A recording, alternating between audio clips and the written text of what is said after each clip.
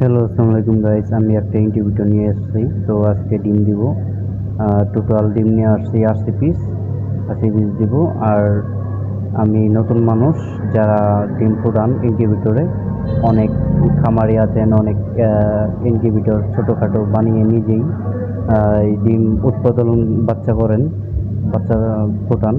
তাদেরকে বলবো একটা সুন্দর করে একটা কমেন্ট করবেন, আমি যেন সঠিকভাবে ফোটাতে পারি, সাকসেস হতে পারি। এরকম লোক থাকলে তো আমাকে একটু সাহায্য করবেন। তো আমি নতুন, তো আমার ইউটিউব থেকে ভিডিও দেখে আমার শখ জাগছে, এবং কি আমার পশু পাখির প্রতি ভালোবাসা আছে বিদায় আমি আজকে কোয়েল পাখি ডিম নিয়ে আসা 1200 টাকা দিয়ে একটা বক্স কিনে নিয়ে আসলাম অনলাইন থেকে। তো আমাকে অনেক সেট আপ করে দিচ্ছে, আমি ডিম বসাবো। ক্রস করে দিচ্ছি যে ক্রসের মুখ ওটাই একবার দিব, আর একবার সাদা, মানে এপাশ ওপাশ করব।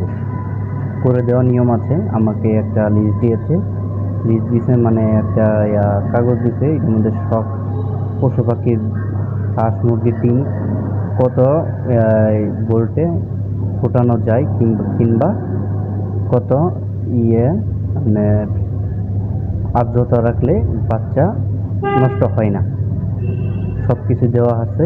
আমি ওই নিয়মেই আশা করি চলবো। আর অনেক খামারি ভাই ও বোনেরা আছেন, আমাকে একটু সাহায্য করবেন, একটু পাশে থাকবেন, কমেন্টে করবেন।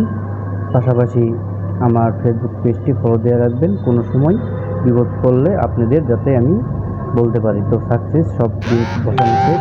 তো এখন আমি দেখতেছি যে আর্দ্রতা মাপ এবং কি তাপমাত্রার টাইম সেট করে দিলাম।